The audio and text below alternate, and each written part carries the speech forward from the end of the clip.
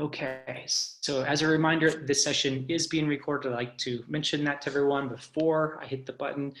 But again, welcome to People Track. What the heck is EOS? Going to turn it over to Bob McNutt in a moment. A huge thanks to our platinum sponsor, US Bank.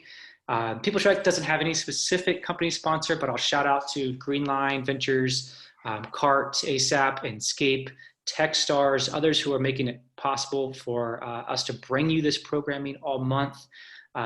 Again, as we move through this presentation, shout out if you have any questions. If you want to leave those in the chat box for me to relay to Bob, I'll do that as well. But it's very engaging and very inviting of your participation. And I think with that, I will turn things over to your presenter, Bob McNutt.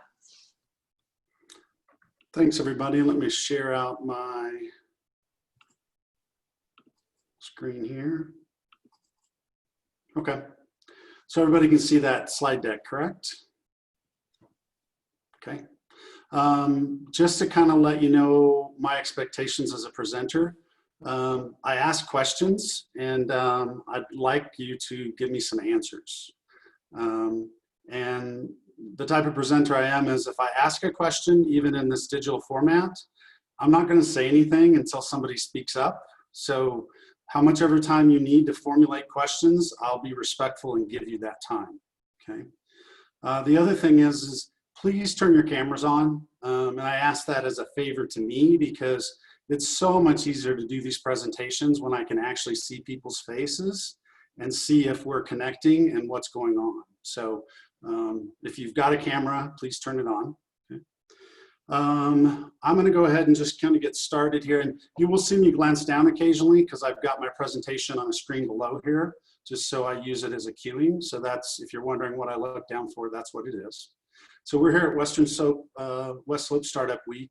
I was on a panel last year about EOS that I thought was really, really well ran with lots of questions about EOS. So hopefully some of you saw that last year, but I thought that really brought a lot of good information out about EOS. So I'm going to go through a couple of things here, and then Spencer will throw up a quick 3 or 4 question poll. So EOS has been around forever, at least in an entrepreneurial standpoint. It's been out there for over 18 years now. 7,600 companies using it, more than 54,000 one-day sessions. So this isn't a new concept, and it's also not a very complex concept either. It's a very simple concept. It's just very difficult to implement and get your whole company working off of it. And I like to use the example of, you know, losing weight is pretty easy concept, right? You eat less and you move more. That's all there is to losing weight, right? Now, how hard is it to actually do that? It's difficult, or at least it is for me. And so EOS is kind of the same way. It's a handful of simple concepts, but they take discipline, and you have to follow the track in order to really make significant changes in your company with it.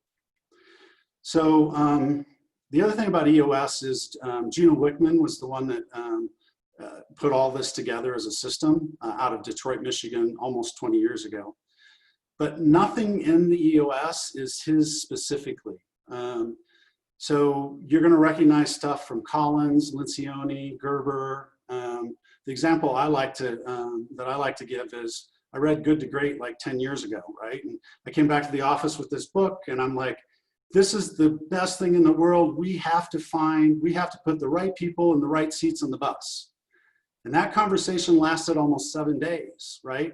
The book is amazing, but there's nothing in the book on how to do it. And we just got stalled out and, you know, went on because, yeah, we wanted to put the right people in the right seats, but how are we going to do that? Well, that's one of the EOS components, is actually a practical way to get that done. So EOS is about vision, traction, and healthy. So I'm going to go through the 6 core components of your business and how to use those to gain your vision, your traction, and to make your organization more healthy. So a typical client for EOS is going to be somewhere between 10 and 250 employees. I focus on about 10 to 100 to 150 employees because I think that fits my niche. Now I do have customers as small as 6 employees using it, but typically that's where the sweet spot is. If you're not that big, don't worry about it because you can self-implement. In fact, I self-implemented at my IT company that I sold about 2 years ago. So it's not easy to self-implement, but it's also doable. And I've got real-world experience that anyone on here that would like some help with that process, just hit me up afterwards and I'll show you how we did it and what works best. So Spencer, you want to go ahead and throw up that poll for everyone? As I go through the boring piece about who I am, just for a couple of minutes, could you fill out the poll that Spencer just put up? So my background is I started my first business at 8 years old, mowing grass in Central Illinois. My most successful business while I was in junior high and high school was I sold candy at lunchtime. And I would buy a piece of candy for 25 cents and mark it up to $3 to $5 during lunch. You know, I had great gross margins and I was making a lot of money until the teachers found out.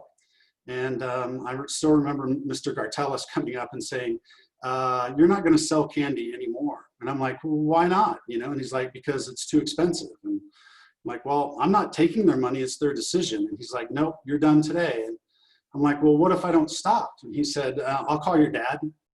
And I'm like, okay, we're done. Because I grew up in the Midwest and the last thing I wanted to do was get a phone call, my dad to get a phone call. So the next day I quit selling candy. I liquidated all my inventory by eating it and moved on. Okay. That was my first. My most successful, we bought and sold businesses over the years, but the IT business that I sold about 2 years ago in Glenwood, I had had for 26 years.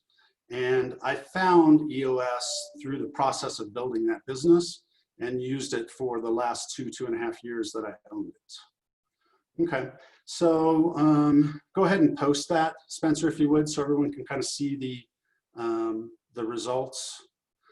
Looks like a lot of you are new to EOS. Not many of you have read the book. So anybody on this call that would like either an audio book or a physical book of Traction or Get a Grip, just shoot me an email afterwards and I'll send one of those others to you. I give out books to anybody who will read them, but that is the caveat. If you ask for a book, you're agreeing to read it, okay? And then which are you more afraid of, growth or status quo?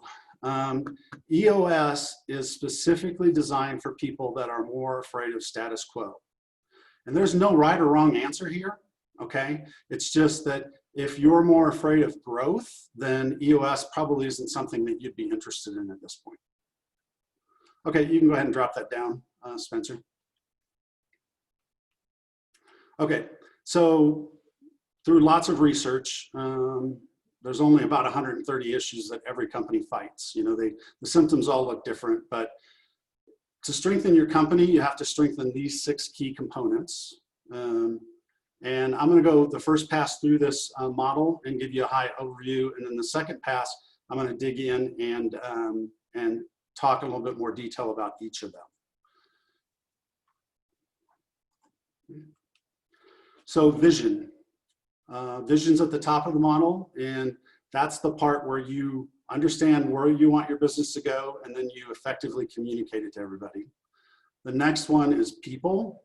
Anybody here ever have challenges around people in their organization? Yeah, at least you're shaking your heads, thank you. So people is a big one, it really is, and it's one of the foundational things in EOS, those tools. Data, you know, anything that you measure will improve, so it's important to come up with some measurements that you're looking at on a regular basis. Because it cuts through all the politics, egos, agendas, that kind of thing. It gives you some facts to run your business off of. And it actually helps you manage people in a more compassionate way because you're clearly articulating what your expectations are through either measurables or scorecards. Okay, so if you get a clear vision, if you've got good data, and most importantly, you have good people, then that equals transparency in your organization. And that is the foundation to start building off of the rest of the model. Issues. Anybody ever been in a meeting where you tried to solve issues? Right? Here's what happens in most organizations. You discuss the issue, you discuss the issue, you discuss the issue, and after an hour, you're still discussing the issue and nothing's been solved. That's typically what happens in meetings. EOS has a real specific set of ways to run a meeting, your level 10 meeting, which is your monthly leadership meeting, so that you don't just discuss, but you actually identify, you discuss, and then you solve the problem. Process, this is the one that's probably the hardest for most people to get going on. It certainly was for me at Desktop at the IT business, which is getting those processes documented so that they can be used by everyone in the organization. And then last is the traction component, which is typically the weakest link. It's taking all those other 5 things and putting them on the ground every day and using them. Okay, has anybody seen this model before? Can you kind of identify with these 6 things being very important to either the business you own or the organization you work in? Yeah, okay. So second pass around, we're going to dive into each of these real quick. So vision is a very simple format in EOS. It's a 2-page document, actually vision and traction. I had never filled out a planning document in 23 years that I owned my IT company until I got this one. And it was still hard for me to fill out, but it got done. I'm a real day-to-day operations guy, and so my window of planning was this week and next week. It wasn't next year, 3 years, 5 years, right? But with the EOS VTO, Vison Traction Organizer, I was finally able to do that for my company, and which meant that the people that had worked for me for 17 or 18 years actually knew where we wanted to go, and they had never had that information before. So we'll just jump down through here real quick. This is the front page of your vision, okay? We help you define your core values, and that's the other thing. You know, we did the core values stuff every year because the peer group I belonged to said you should, and I tolerated it, and we came up with our core values and we put them on the wall. Nobody could remember them without going in the conference room and reading them over. And then the next year we would do it because I had to again. I love core values now because it's the essence of helping you with your people process. So we took something that was just totally frivolous to me, and EOS turned it into something that I relied on daily in my company. So core values, core focus, what's your what's your purpose, cause, or passion, and then what's your niche? What do you do really well? 10-year target is just where are you going to go, right? It's that big, I think, what was it, Jim Collins called it BHAG. There are several terminology around in different books, but it's important to identify that in a very succinct way so everyone that works for you in your company understands kind of where we're headed. You know, is it to the North Pole or the South Pole? And then marketing strategy. This is not a marketing plan. It's developing the parameters around who you are as a company and then what your focus is, so that all your marketing material goes to that. To be effective in marketing, you have to clearly define the demographics of your ideal customer, how they think, which is the psychographic, and then the geographic location. And if you haven't defined those 3 things and understand them, then your marketing is really not anything more than slinging mud at the wall and hoping that it sticks, okay? Very simple format to really help you drill in on that so that you can focus all of your marketing. And then 3-year picture. So remember, it was a 10-year target. Now we're to a 3-year picture. So we get a lot more detailed here in that we pick the future date, what the revenue is going to look like, what the net profitable looks like, and then a specific set of measurables that you'll measure across each year and each quarter. And then just what does it look like? You know, are we going to grow from 10 employees to 50 in 3 years? Are we going to have 3 locations? Are we going to increase our, our customers by 50%? Those types of things help paint the picture in that 3-year picture. So this is the vision side of the 2-page document. And then we move on to the back side, which is the traction. So we take all those same things in the top part of that, and we move it down to the 1-year plan. Same revenue, profitable measurables. But then we call this a plan because at 1 year, you should be picking 3 to 7 goals or things that you want to get accomplished in the year. And less is more. Everything in EOS is less is more, right? If you come up with 25 goals for this year, how many of them are you going to accomplish? Probably none, honestly, if you try to focus on that many. Whereas if you'll do the 3 to 5, 7 at the most, if you do that year in and year out, within just 2 or 3 years, you'll be amazed at how far forward you'll move your company. So everything you hear me talk about is 3 to 5, 3 to 7, because if we have that laser focus, that's how we move forward. And then rocks. What are rocks? This is your 90 days. So all the research shows that most humans can focus and stay on track for approximately 90 days. So EOS is built around that model, which is you figure out what you're going to accomplish, rocks being those big goals, big projects. Again, less is more, okay? And then the cool thing, I'll get to it when we talk about the leadership team meeting weekly, is here's what happens when you create a project, right? And I don't have a whiteboard, but hopefully my fingers will help. So you create something that needs to be done in 90 days, and this is what happens until about 3 days before, and then it all gets done, if it gets done, okay? As an organization matures in EOS, what you'll see happen is it'll get defined, and then you'll work on it, it'll work on it, and you'll work on it. And that's kind of that intermediate step for projects or rocks. And then as you become very, very healthy and you set them, here's what happens, right? You set them and there's lots of work, and as you go through the quarter, the work declines because things start getting done. And just on how rocks are completing really gives you a lot of insight of the maturity of your, either the company that you own or the company that you work in. And then the last one's your long-term issues list. I'll talk to you in a little bit about how issues lists are handled, but we hold 2 of them. Long-term are what you deal with every quarter. Short-term is what you deal with every week in your level 10 meeting. Hey, Bob, quick question. Will you be sharing these slides? Yes, yep. The slides will be shared, and every one of these tools that I'm talking about is available on eosworldwide.com. So the VTO forms, the accountability charts, the process stuff, it's all out there. It's very simple, and that's, again, the key to EOS. You can also just ping me, and I'll get you all of those forms to help you get going for sure.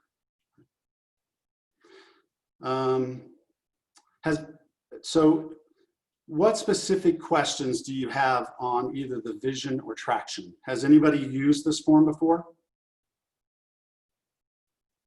You can chat or take yourself off of mute. Let's get some conversation going here. I've already talked for 21 minutes, which is way too long. Bob, I've used this in some form after reading Traction. I think the problem is, it's not complex, but, consistency is key here. So any tips on, do you convert this to Google Sheet or, tactically, how you keep this organized so there's one sheet or one place that drives all of this, that every week, every month, every quarter you're going to kind of look back so that you can look forward? Mm-hmm. That's a good question. So back in the day when I did it, we just had a bunch of hand forms and a few things. Scorecards were electronic. The nice thing now, there's 2 companies. One's called 90.io, that's NIITY.io, or tractiontools.com. And both of those are cloud-based platforms that encompass all of this. And it just makes a world of difference. And it's not, I prefer 90. I prefer the vision of that company. Mark Abbott is he's just amazing to listen to speak, but his whole vision is how to give back. And they're also the less expensive. For 12 bucks a month, you can get one user, and not everyone can log into it, but you can document everything. So those two will really make a significant difference in trying to implement EOS. Thanks, Bob. Yeah. Bob, there's a question from the chat. Jamie asks, how many people do you usually include when defining your vision? Typically, you're going to do that with your leadership team, which should be somewhere around 3 to 5 people. And I'm going to take just a little bit of a tangent here. So people, when you mention the word leadership, people kind of freeze up or back away because most people think either I haven't been given a job that puts me in a leadership position, or I haven't done this big grandiose thing that makes me a leader. And I won't show it today because of our time's limit, but when I talk about leadership, I'm talking about everyday leadership. And there's an amazing TED Talk out there by Drew, you'll find it. Google on YouTube, everyday leadership, and the guy's first name is Drew. And that's what I mean when I say leadership, right? That's doing what you need to do every day and impacting people's lives. So 3 to 5 people on your leadership team. That leadership team should be meeting every week for an hour and a half. And that's the team that would get the vision prepared. And once the vision's prepared, then you take it out to your company and get input on it. That's the best way to do it. I've seen companies, try to include everyone to begin with, but remember, we're talking about smaller companies that are ran by just a few owners, 1, 2, or 3 at most typically. And so it's important for that owner to really get this down before people start massaging it into what the company needs or wants. That answer the question, you think, Spencer? Okay, like I said earlier, you can pull up all these forms at eosworldwide.com. So the second thing to vision is shared by all. And shared by all is not seen by all. There's a huge distinction, right? So you make this document and you show it to somebody and you're done. No, right? Typically, you'll have to say or show or do something 7 times before people get it. So shared by all means you've brought it out into your company and made it a foundation, which will take at least 7 times over the course of several months to get this shared by all. As an entrepreneur or owner, the way I did business for many years was, if I understand something, I'm going to tell it to you, and I expect you to do it. And if you come back after a little while and say, I don't quite understand, could you explain it again? I would be a little bit frustrated, but I would take the time, clearly making sure you knew that I was frustrated, and I would show you the process again. And then the third time you would come back to me, I would start questioning whether you should even be in your position. So very unfair way to manage people, but that's the way I was. After I got into EOS, then the third time you come back to me, I would turn around afterwards and go, we are almost there, halfway there, right? Because at 3, we only have like 4 or 5 more to go, or 3 or 4 more to go. So keep that in mind, it's important. And the EOS model really helps you do that, which is to get it into a simple format where people can see it and hear it in different ways. Okay, people component. Right people in the right seats. This is foundational. Now, great concept, how do you do it? It revolves around your core values. So this is the people analyzer, and how you determine the right people is, do they fit your core values? And the scale's really easy. It's plus if they do most of the time, plus minus if sometimes they do and sometimes they don't, and minus if most of the time they don't. And this little document, as simple as it looks, really takes some very subjective analysis of people and really brings it down to something that, that you can use across multiple people, and it's very, very effective. So those first columns should be somewhere between 3 and 7 at the most for core values. 5's a good spot, are right people. The last 3 columns I'll come back to in a couple of slides and show you what those are, and that's the right seat. So this is an accountability chart. This is just a sample of them. You know, every organization has some structure of this generic, which is sales and marketing, operations, and finance. I know this is going to look a little bit like an org chart, but it's not. Okay. So you've got these three major functions in every company, and then in EOS terms, you have an integrator that kind of holds all that together. And all an integrator is that person day to day that makes sure all the departments, all the people are getting done what they should be getting done. A lot of times in larger companies, they're called chief operating officers. So the part about the accountability chart though, and then occasionally, or about half the time, we have somebody on top called the visionary, and we'll talk about them a little more at the end if we have time.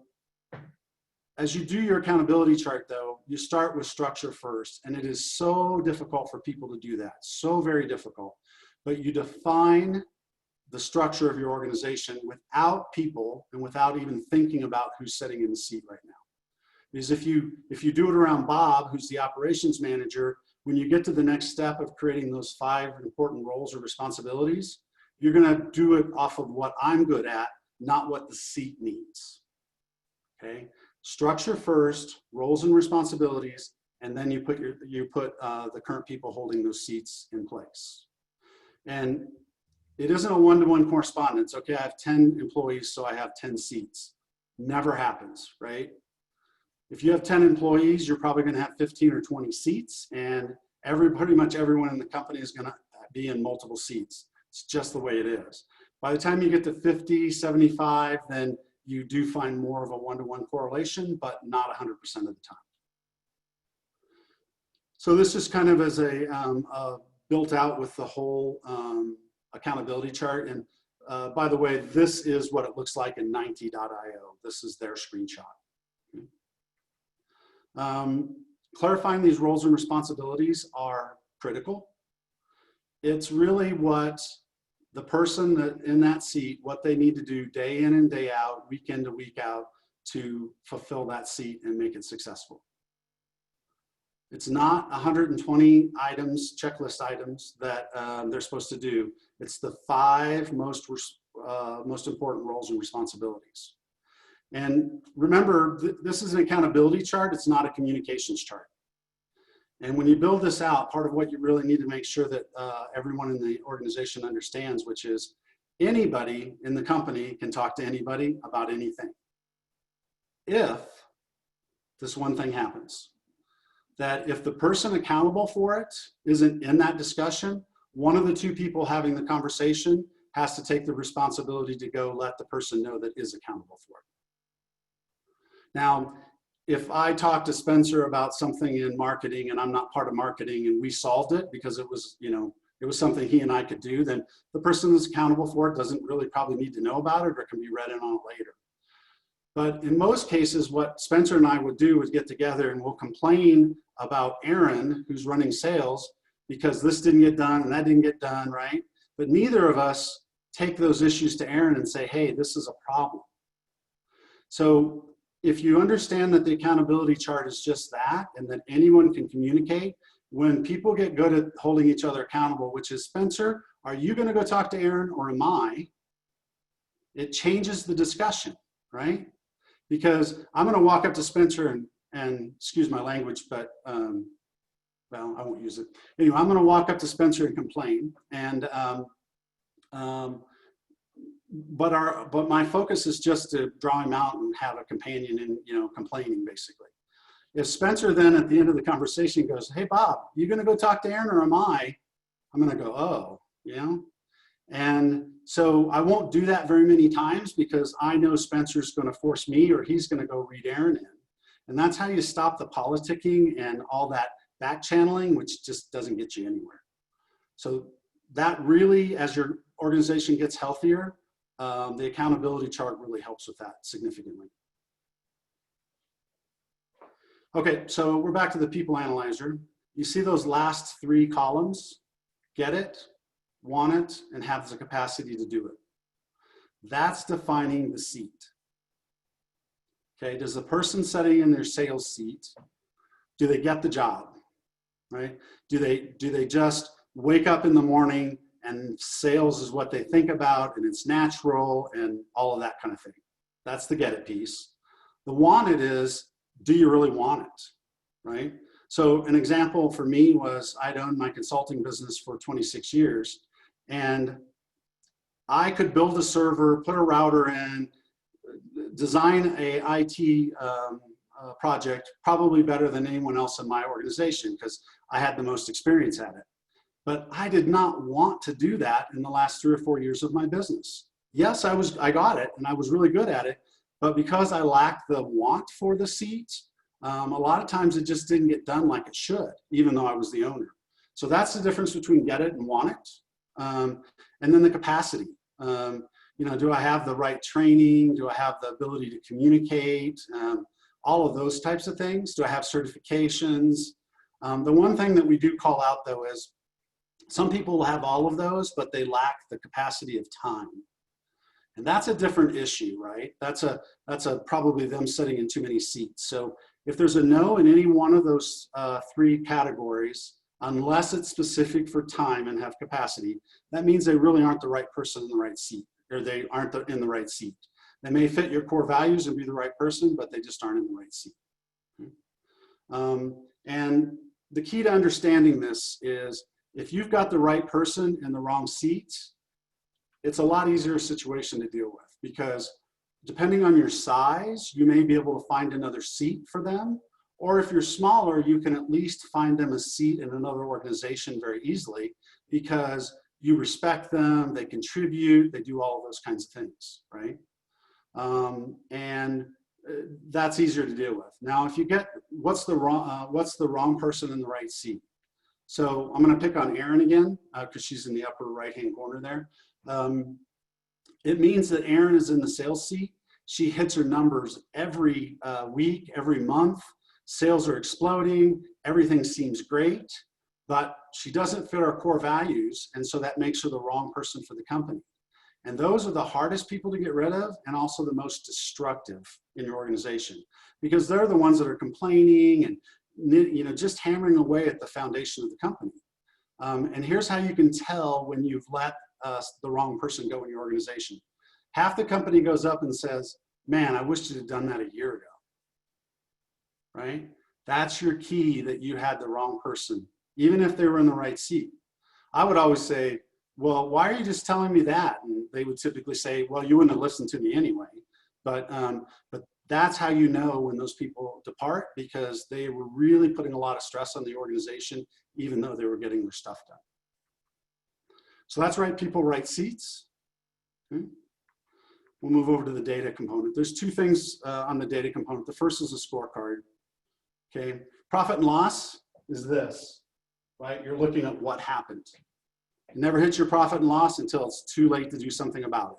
Profit and loss is important, but EOS forces you to develop a scorecard of numbers that help you predict where you're going. Now, when you drive a car, if you never look in your rearview mirror, that's dangerous, right? But if you drive your car only by looking in the rearview mirror, that's really dangerous, okay? So P&L is the rearview mirror, and the scorecard is looking out the windshield. It's important to have both for sure. And EOS really strengthens that ability to predict. But a scorecard will take you 6 months, 9 months to really develop. But once it's there, it's so invaluable. Anybody have something like a scorecard in their company right now where they track certain metrics?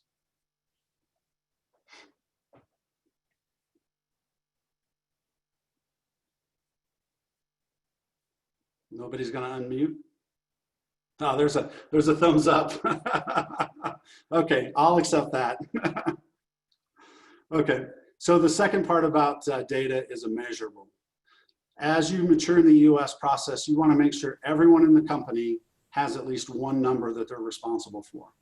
And the best example that I use for that is if you have someone that answers your phone and would be traditionally called a receptionist, who, by the way, is probably the most important person in your company because that person greets every customer calling and sets the tone for the expectation, okay? but some people view that as a lower level job. I don't personally, but even someone answering the phone could have a number like 3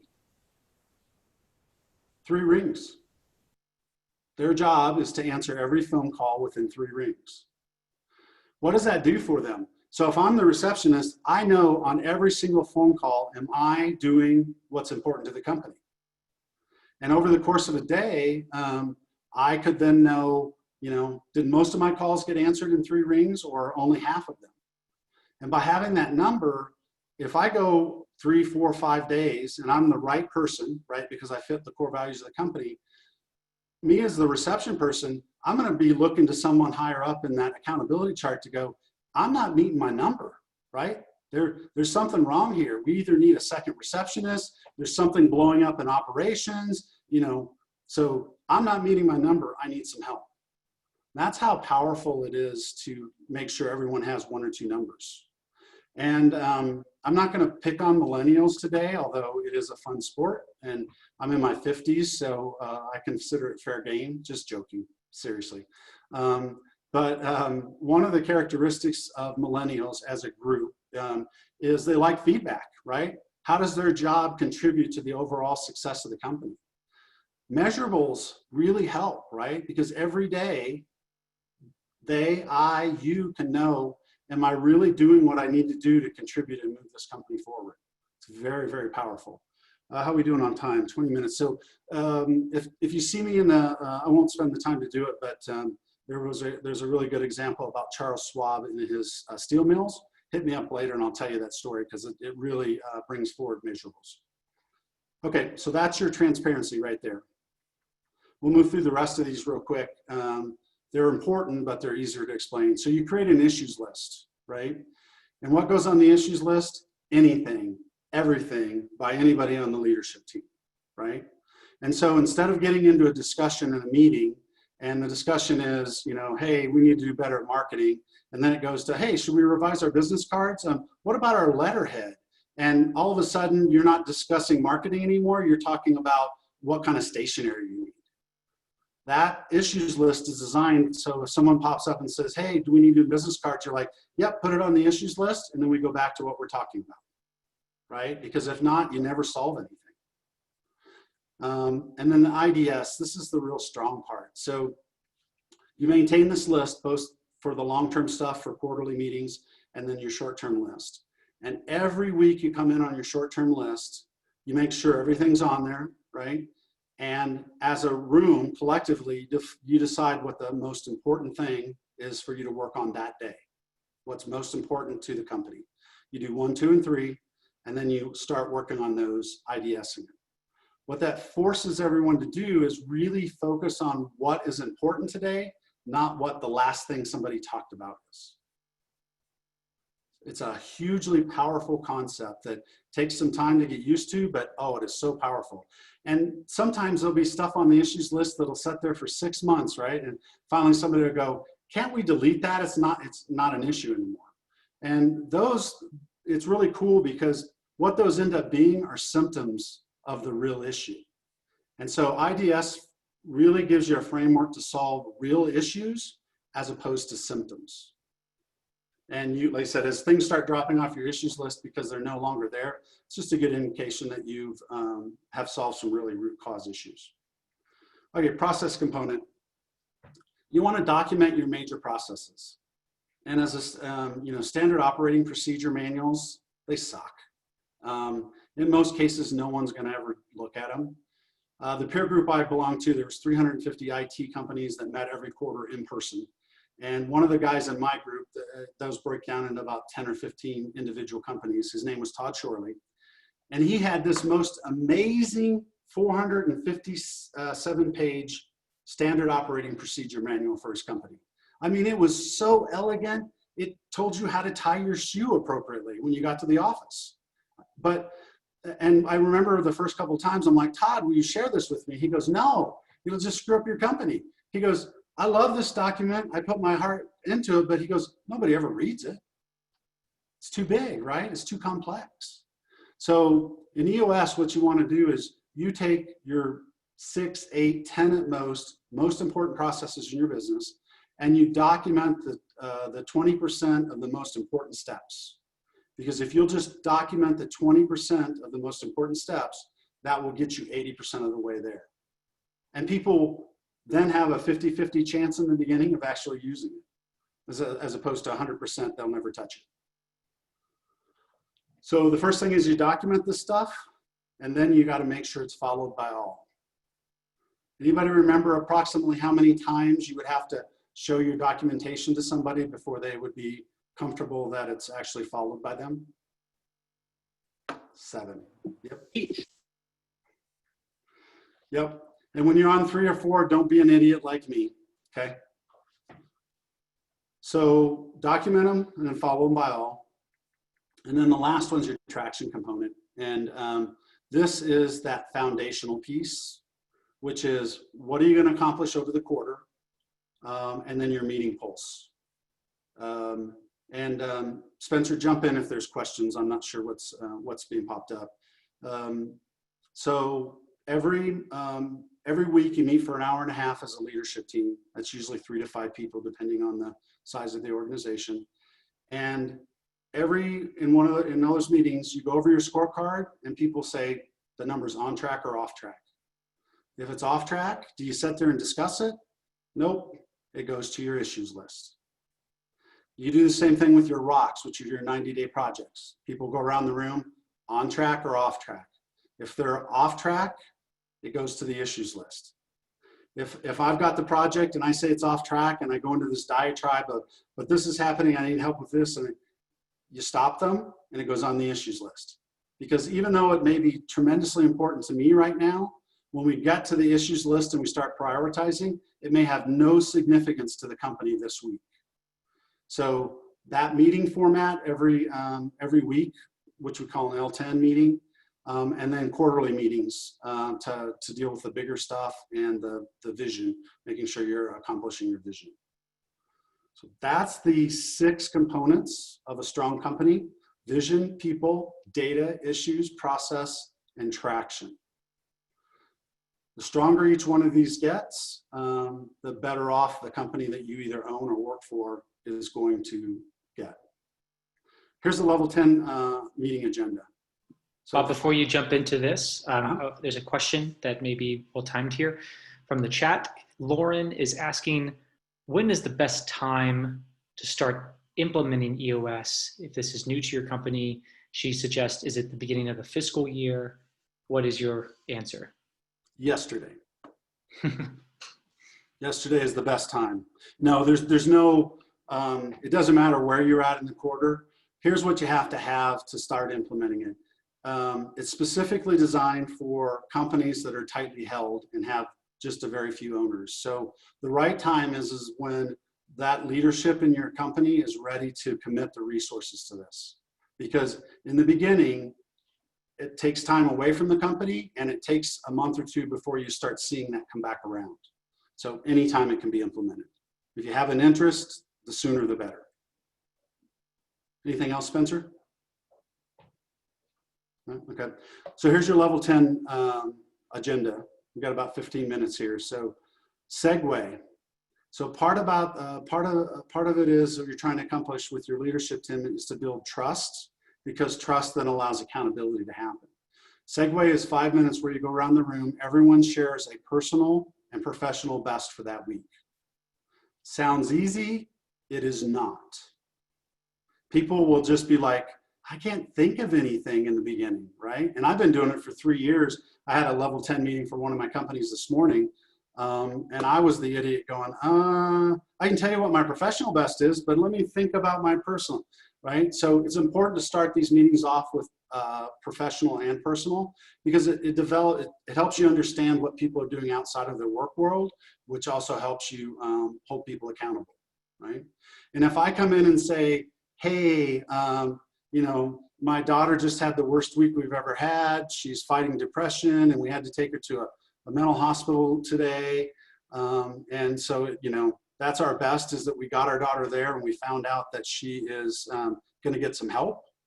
Then when I get to my rock session and I say all 3 of my rocks are off track, is anybody in the company going to want to put it on the issues list? Hell no, right? Because I just shared with you what was going on personally, and so you know why I'm struggling. And if I struggle week after week, then the accountability team can step up and figure out, what can we do to help out here? Scorecard, you just go over that list, on track or off track. Rocks, same thing, on track or off track. Customer and company headlines are a way to communicate key stuff like, hey, we just got this big project, or hey, Joe just had his baby and he's doing well and requested some time off, that kind of thing. And one thing to back up here. So what is an issue? An issue sounds negative, but it really isn't. An issue is one of three things that goes on the issue list. It's an unresolved problem. An issue can be an opportunity, or, just went out of my mind. I teach this all the time. So we're talking about unresolved problem, an opportunity, or, I'll think of it and I'll come back to you. I've had 2 seizures in my life in the last 2 years, in the last 3 years actually. And before my seizures, I could tell you what we said in the meeting 3 years ago at 10 minutes after 10. And after my 2 seizures now, I have a hard time remembering what 3 things constitute an issue. So just the way it goes. You go through your company headlines, then you go to your to-do list. And when you review your to-do list, those are 7-day action items. Rocks are 90 days, to-dos are 7 days. You simply go down that list from the last meeting and people say they're either done or they're not. If it's a significant issue and they're not done, it goes to your issues list. It may be discussed later on. And then you move into the 60 minutes of where you IDS, which is the magic of the meeting, where you really identify the most important issues.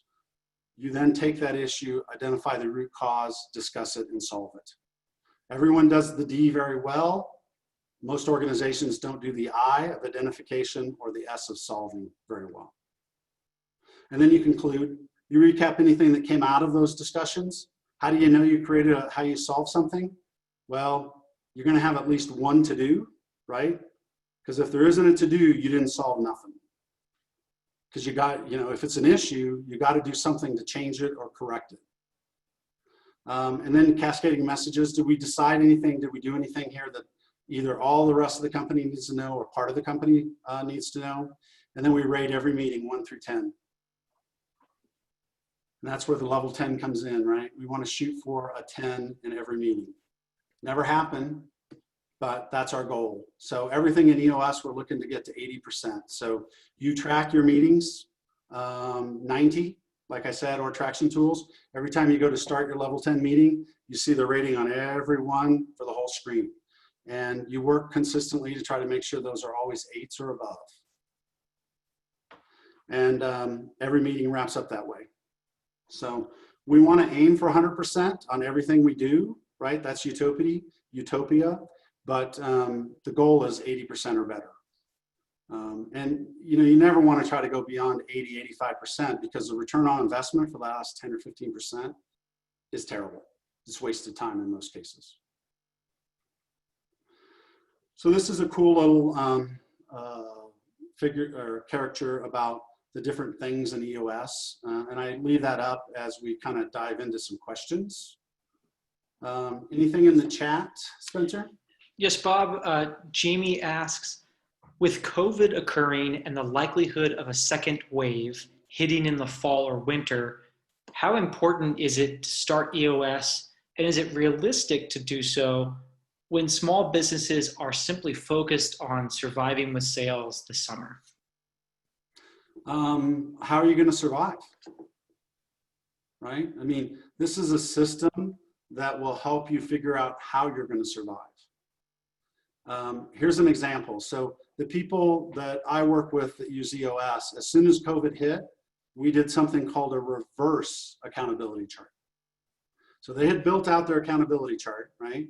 And say their revenue was $1 million. That's where they set with their accountability chart. We immediately said, okay, if we lose 25% of our revenue over the next 3 months, what does our accountability chart look like? If we lose 50% of our revenues over the next 6 months, what will our accountability chart look like? And so from that, just that tool, right, we could start predicting in a very uncertain environment, how we were going to react. Because as soon as we create that accountability chart with 50% reduction in revenue, then everybody's like, well, how do we do this? And what about that? And so those tools are significant. Now, the one thing I'll say is to hire an implementer like me, there is a fee per day.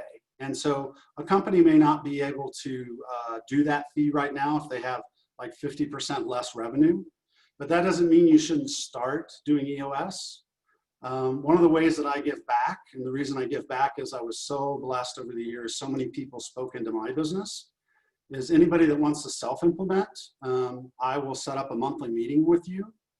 Actually, I said that wrong. You will set up a monthly meeting with me, and we'll spend an hour and a half each month going over what your challenges are and what your next steps are. Now, before anybody jumps and takes me up on that offer, I want to tell you, if you pay me for my time, then I'm going to work with you, do my best to help you get EOS implemented. But in the end, it's your money because I've been paid for my time. If you take me up on the offer to give you anything where you're not paying me, you are now responsible for something that's the most important to me. And once I lose it, I can never get it back. And that's my time. So it sounds like it's free, but it's not, because you're now responsible for being a good steward of my time as opposed to just a good steward of your money. Does that make sense? Anything else, Spencer, in the chat? Nothing in the chat yet, but if someone were to take a small step into implementing EOS or perform some kind of assessment, maybe they can't fully implement things now because of the questions around COVID or reduced revenue, timing. Where should they start with just like that kind of preliminary work? What would be the highest value return for them? Okay, so these are the two books, Traction and Get a Grip. Get a Grip is a fictional story about a company that implemented EOS, and it is so accurate, it's scary. And then Traction is kind of the how-to of each of those components. So pick this book up or ping me and I'll send you an audio or a hard copy of it. And then what you want to do is you want to start your level 10, your weekly hour-and-a-half meetings, which you never miss, right? There's two reasons to not be at a level 10 meeting. That is vacation or a death in the family. And the only qualifying death is yours. Okay, that's a joke, all right? But that's how important those level 10 meetings are, which is you have to be there all the time. So you start that every week, and instead of following that agenda that I just showed you, the first thing you work on is your accountability chart. For an hour and a half, every week, you get your accountability chart drawn out until it's done. Once the accountability chart is in place, then you use the people analyzer, following the instructions in the book, to analyze all of your people for right people, right seats. And then once that's done, you move on to the agenda, because at that point, you'll have enough information that you can start solving problems. Level 10 meeting, work on your accountability chart, people analyze everyone, and then start following the agenda. That's how you self-implement.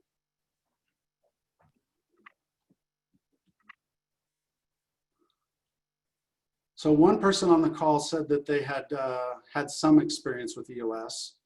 One or two of your others come off of mute. Let us know if this is the first time you've heard about it, if you've tried to use it, if you were successful.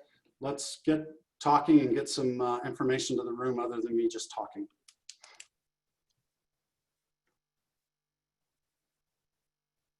Well, I had to Google it because I didn't know at all what we were talking about. But I find it absolutely fascinating. So far, I am a company of one, but I see it as a great opportunity to put things in foundationally that can be used as the company grows. So I'm super excited. Absolutely. You can't do everything in EOS as a company of one, but you can do 70 or 80% of it, and it will help you tremendously as your company grows, either in people or just in revenue.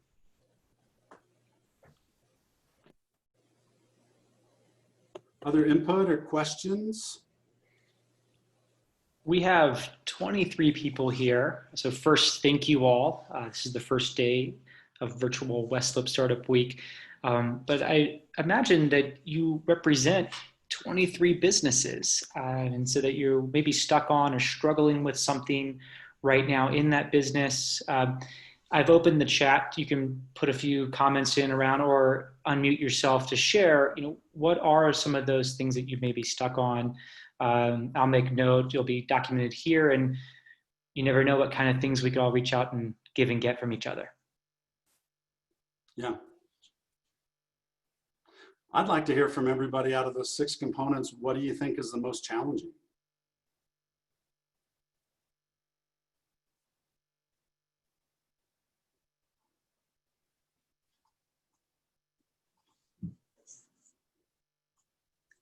Bob, in my experience, which is very limited with EOS, sometimes misidentifying or having blind spots around rocks. Yeah, that's a big one. In fact, 3 quarters into our EOS implementation, our rock completion rate was 50%. And my personality doesn't put up with that. So I just went to my people and I said, you know what, we're not doing rocks anymore. Obviously, if they were important, you'd get them done, and we're not getting them done, so the program's canceled. And then I shut up. And the firestorm was amazing, because at that point, everyone realized they were important and they didn't want them to go away, and they were no longer a mandate. It was something they wanted to do. But I will tell you, Spencer, if you aren't getting your rocks done, there's a couple of issues. Number 1, accountability, or number 2, they aren't being defined properly. What you don't want to do at the end of the rock setting session is say, Lauren doesn't have a rock, so we're going to give her this one. Doesn't work, right? Because is it in her expertise, her wheelhouse? Is it something she's passionate about? So those are usually the 2 things that you need to look for if you're not getting your rocks done consistently at 80% quarter after quarter. Anybody done an accountability chart before? No? Anybody want a book?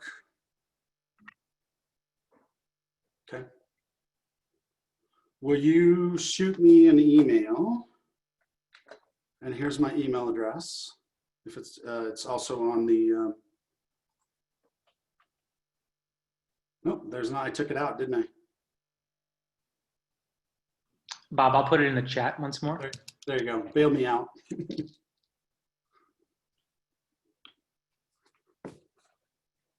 So we're getting down close on time. Do something with EOS. I mean, I'm so passionate about this. This transforms companies. I mean, it just takes you 0 to 100 in a few months.